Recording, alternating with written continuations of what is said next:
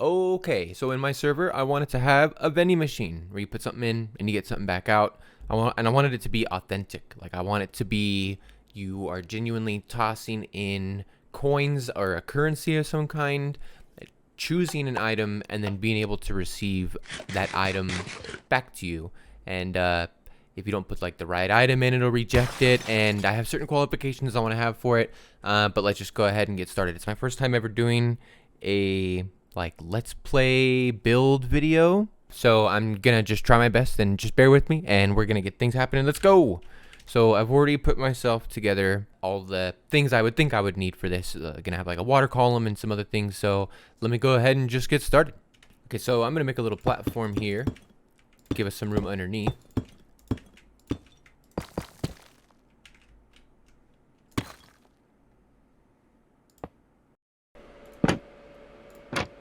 Stop it, Mr. Hatch.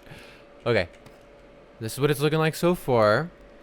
Looking a little bit less like a vending machine, you know? But, I mean, we still got the general idea. So let's keep it going.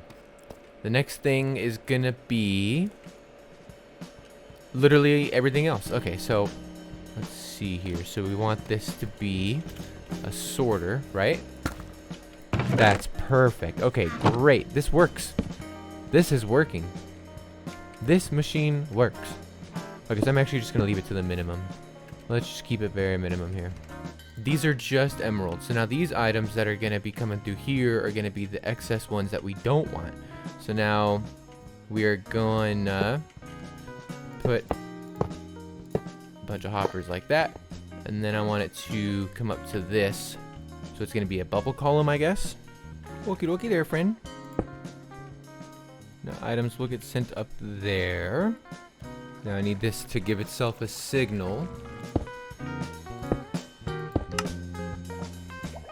Did it do it?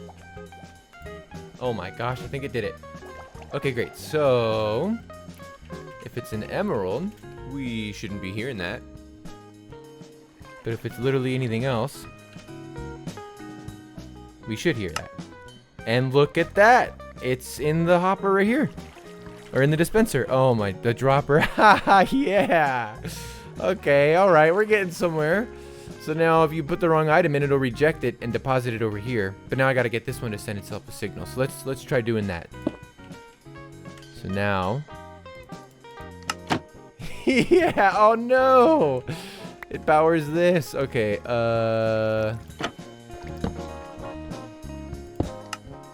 there we go. There we go. And in reality, this probably is just gonna be built into a wall, so it's not gonna be that important. So let's just live with that reality now. Okay. Drop that in there. Give it a second. It thinks. Oh, okay. Our item. That wasn't it.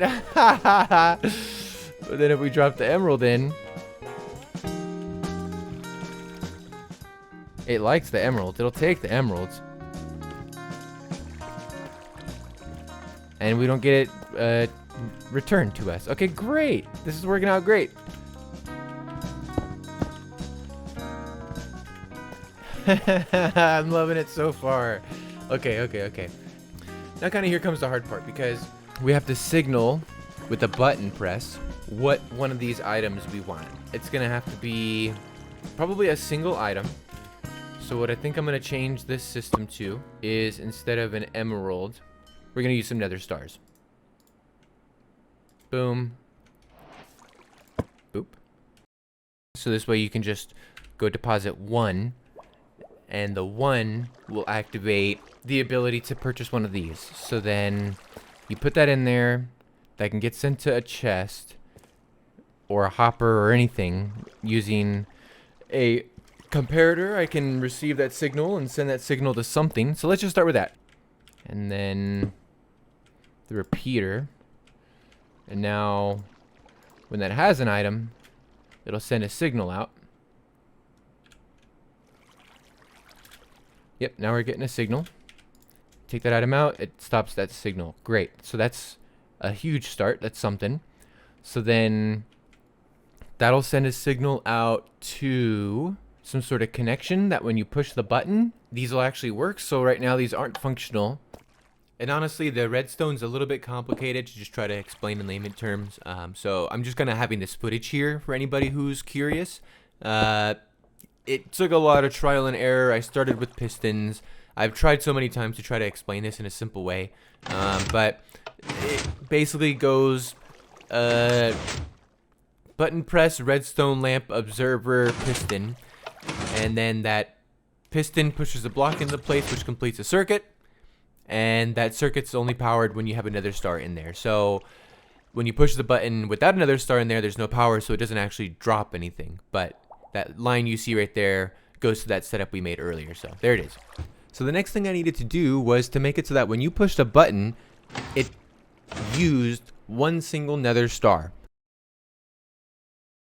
And in that hopper, we just saw those 4 nether stars. That's actually sending a signal out to the droppers. We're going to use that signal to power the dropper of the item we want from the vending machine. We push a button. That button press pushes a piston, which then completes the circuit to that corresponding dropper that has the item that we want to buy.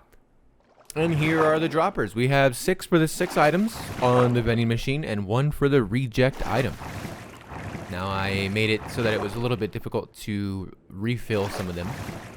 I made the space a little bit too tight, having put this as close in the center as I did.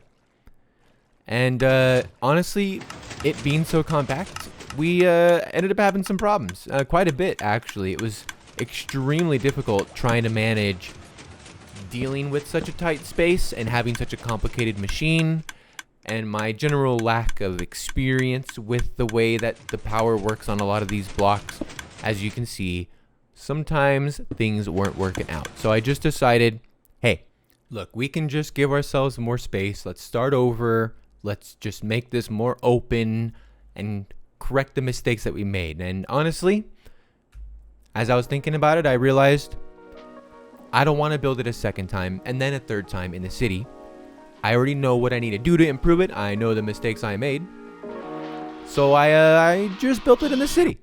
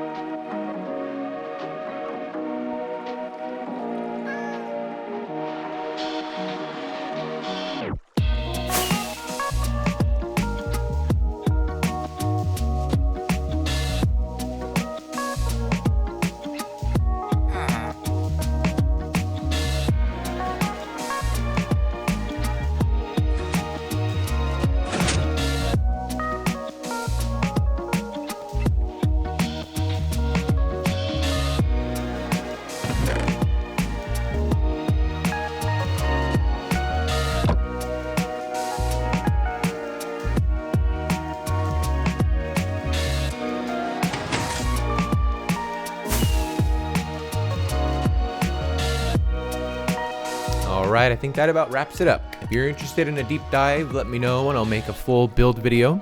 I really hope you enjoyed it, and I'll catch you on the next one.